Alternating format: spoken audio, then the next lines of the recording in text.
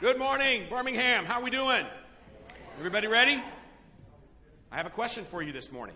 Are you innovative? Are you specifically innovative? Or maybe we could say it, is your organization innovative? I know it's early in the morning, but I want to give you a little quiz. I'm going to show you 5 products. We're going to start with Post-it notes, Sweet and Low.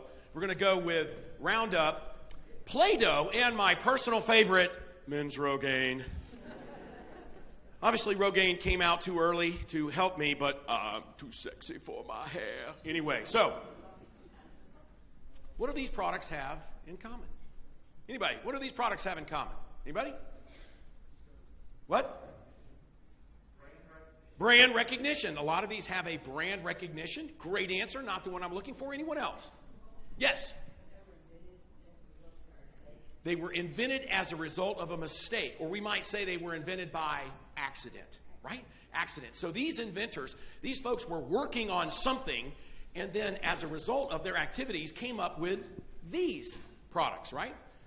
So Roundup, what were they working on to try and make when they came up with Roundup?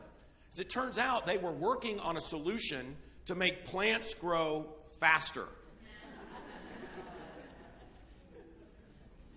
Wow, big miss, right? As it turns out, it works.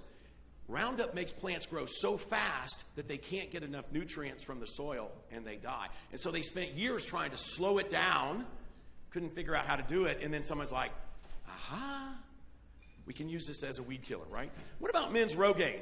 When they were working on something, what were they trying to invent when they came up with Men's Rogaine?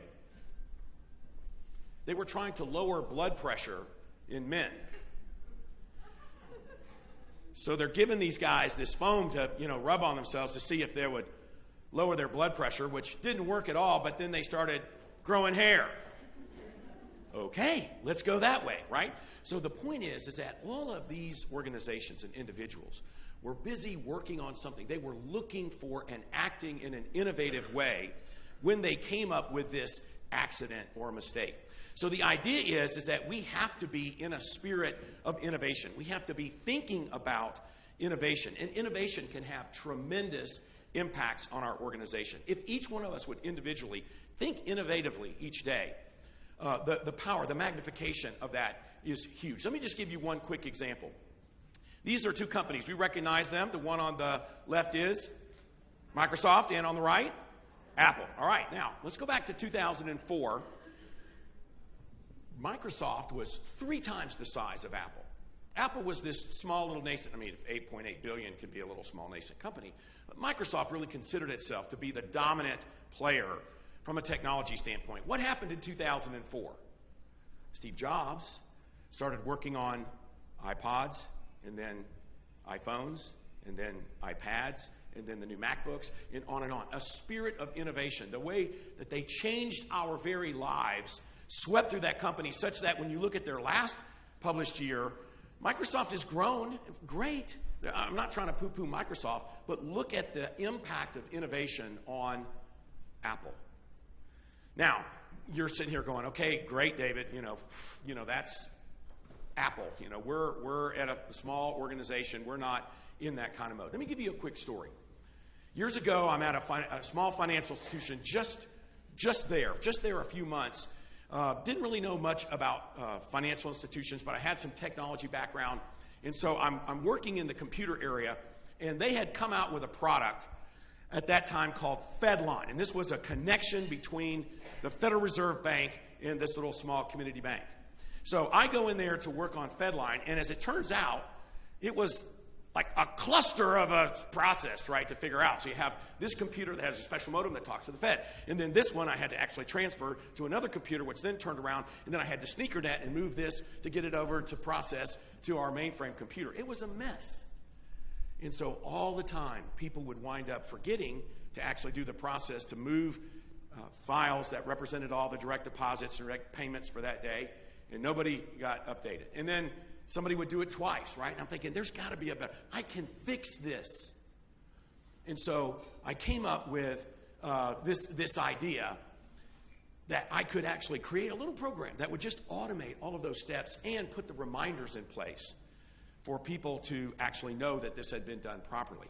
And I put it into place, and it worked beautifully. We never had any more mistakes. A few months later, Mr. Tom Kalina from the Federal Reserve of Atlanta came by to visit me, and I showed him my little program. He's like, oh my gosh, it's amazing. He says, well, can you give me a copy of that? I'd love to share that with some others. And I said, sure. So I go to the computer, and I actually make a little backup, and I give Tom the copy on a 5 1/4 inch floppy. Some of you have never seen one of these before. You can go look at them in the museum. They make a nice coaster. So Tom took my 5 1/4 inch floppy, and all of a sudden, I'm sitting at my desk 6 months later, and I get a call from a banker in upstate Georgia. Mr. Peterson, yes, this is Sue from Central Bank of Swainsboro. We have your program here, but we didn't get the documentation. Could you send that to us? And oh, by the way, we'd like to suggest some enhancements. My program? Completely forgot about it. Then I remembered, right? And so I didn't know this, but Tom Kalina was going all over the 6th District of the Federal Reserve giving banks this little program. And it turned out to be just the thing that all of these financial institutions needed in order for them to properly process transactions. And that became the genesis of a company called Gold Leaf Technologies, which went on to have over 2,500 financial institution clients in the United States. Now, that happened because of 2 reasons. Number one, I was looking to be innovative. I was looking for ways where I was to be innovative. Number 2, I had a CEO, Bobby Wetherington, who encouraged innovation. He was actively saying, hey, we should be looking about how we streamline, and was very interested in finding ways that we could actually improve, and was very entrepreneurial to allow us to start this company, right? So because of those 2 factors, that one little small little incident on a 5 1/4 inch floppy turned into this huge opportunity and company called Gold Leaf Technologies. I'm telling you that each one of you in this room today has opportunities for that type of innovation-driven growth. You can do it. You can do it. I want to talk to you about this idea of thinking about how we think. I call it metacognition. But we've got to think about how we think. We get to the point where we sort of get grounded into a routine, and so we've got to really focus on this idea of how can we break out, how can we look for these accidents, how can we be prepared for innovation. There's really 3 things that I want to talk about, and I'll share them with you today. Number 1 is we're going to need to identify when our brains are in autopilot mode. When are we in autopilot? Number 2, we're going to talk about incorporating think time, how we actually use creative thinking to actually generate innovative ideas. And number 3, to initiate thoughtful response, how we actually put that into play in a way that actually gets the outcomes that we want. All right, so let's talk about these in turn. Let's talk about autopilot. Autopilot. How many decisions do you make in a day? The average human being. How many decisions do you make a day? Just call them out. What do you think? Well, how many decisions? How many? A lot? How many decisions? Thousands? Thousands. Anyone? 623. See, this is somebody who knows how to play The Price is Right. Right? As it turns out, scientists have discovered that we make 35,000 decisions every day. Sounds more real for you now, right? As it turns out, about 90% of those decisions are subconscious. So we're not really thinking about those decisions. So there's really about 3,500 conscious decisions that we're making every day. And this makes sense. Cornell University studied and found out that we make 227 decisions every day just about food. So, you can see how they would add up pretty quickly, right?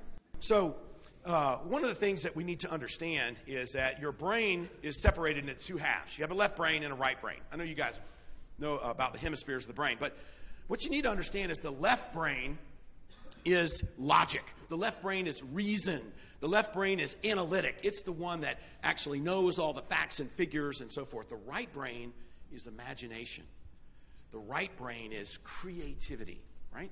And so you have these 2 brains, both of them with these very specific tasks. And as it turns out, the left brain is a bully. doesn't ever let the right brain come out and play.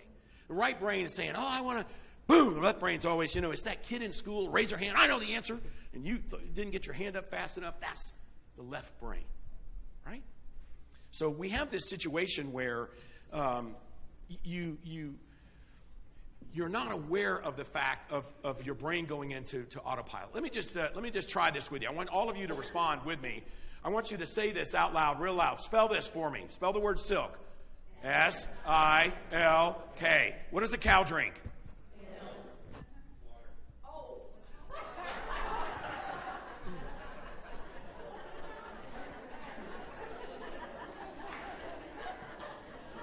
Who said, oh my God? Who said that? You see? Your brain is on autopilot. Because what I did is I made you spell the word silk, right? So that puts silk in your brain. And then I asked you, what does a cow drink? And when you think of a cow, you think of milk. And then I said silk, so that even makes it easier for you to come up with milk.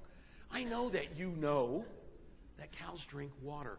My point is that every day within the institution, every day, you are going through your processes and your procedures. You have these things that you do that are these 8-step processes, this 5-step process. There's this thing that you do, and you do it over and over and over and over again. Perhaps in your career, you've done some of these things literally thousands of times.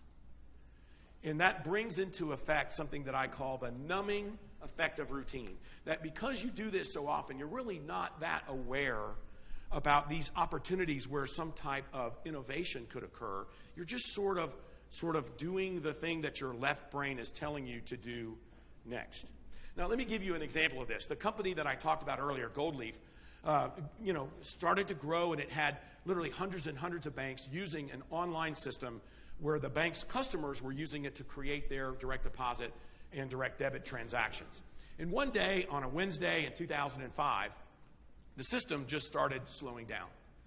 And it didn't really crash. It just kind of went into what we would call a death spiral. It just kept getting slower and slower, and people were getting frustrated because it looked like it was down, so they would cancel their sessions and reinitiate another session, which exacerbated the problem.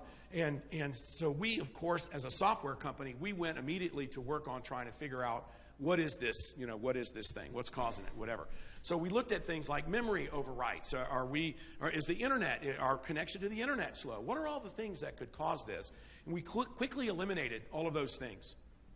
And so we said, hey, we got a software bug, right? Hey, we're a software company, right? If you're a software company, a bug is a nail, and we beat a hammer. We're going to go find this bug, okay? So we go to work on it, and sure enough, we find this bug.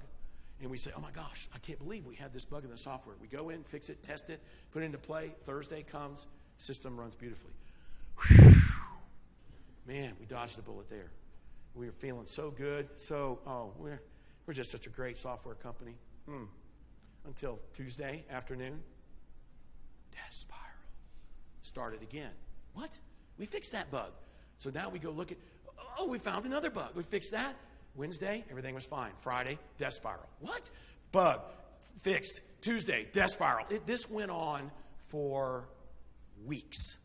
I had presidents of financial institutions on the phone screaming in my ear, trying to, why don't you go to your backup site? You know what a backup site is good for? When the front system, the first system, isn't working. If your software is going in a death spiral, guess what happens when you go to the backup system?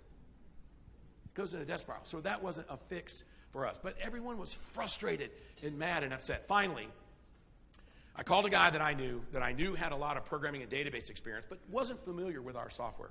And I said, come in, look at all these symptoms, and tell me everything that could cause this. And he looked at everything. He says, well, it sure looks like a memory overwrite to me. We had eliminated a memory overwrite right from the jump. So we go in, and sure enough, we found one customer at one bank in Missouri that had created thousands upon thousands of payment batches with a single transaction in each batch, instead of one batch with thousands of transactions. And so every time that user logged in,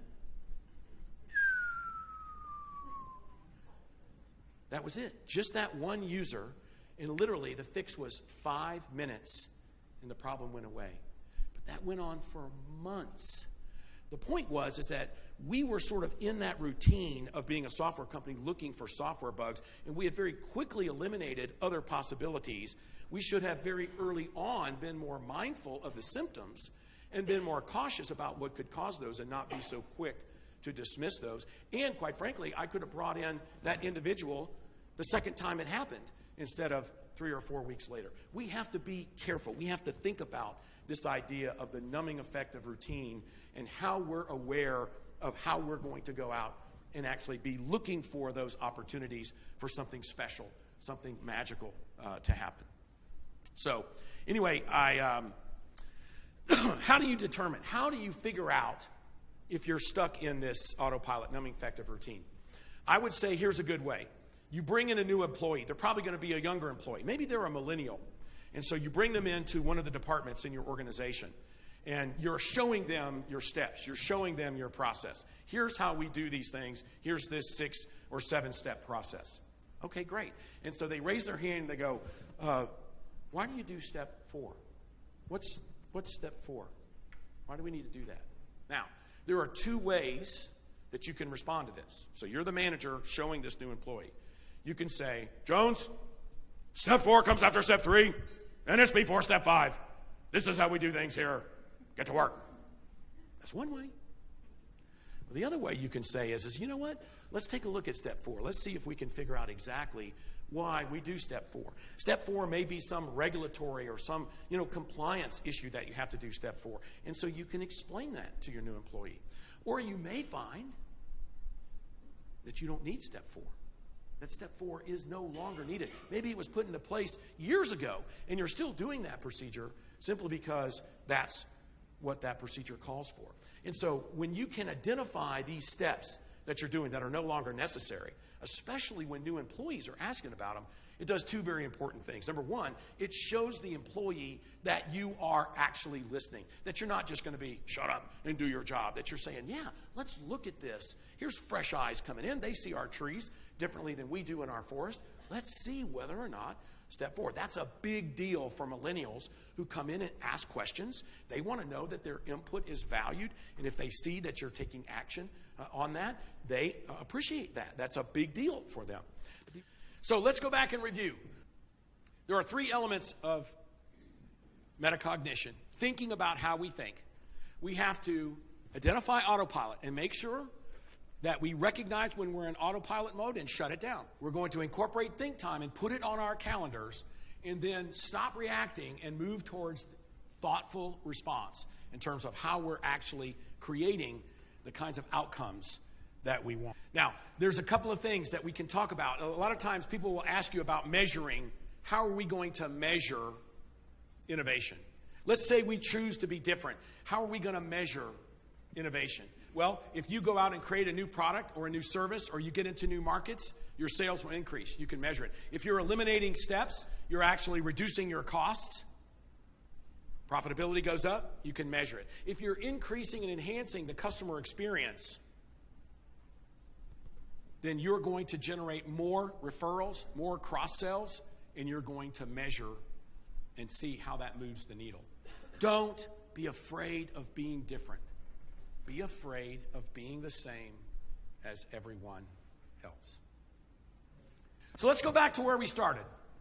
We talked about these 5 products. And, these mistakes, what would our life be like without these mistakes? Let's think about it. Post-it notes are failed glue, right? Sweet and low is a coal tar derivative mistake. Play-Doh is the worst wallpaper cleaner ever invented. That's what it was supposed to be. Are you up to the challenge to create bad ideas? Are you willing to spend time to create bad ideas? Are you willing to be a failure, and that failure may be the seed that sparks innovation-driven growth in your organization? Are you so bold as to take up that challenge? For some of you in the room, the answer is no. No. But some of you are starting to feel it. Some of you are saying, wait a minute, I can do this. I can innovate where I am. And so my challenge to you is that you be ready to stand right where you are, from the place where you are, and be prepared to innovate. Here's one big word of caution. One big word of caution. Never confuse Roundup with Rogaine. But always be prepared right where you are to come up with the ideas necessary to drive innovation-driven growth.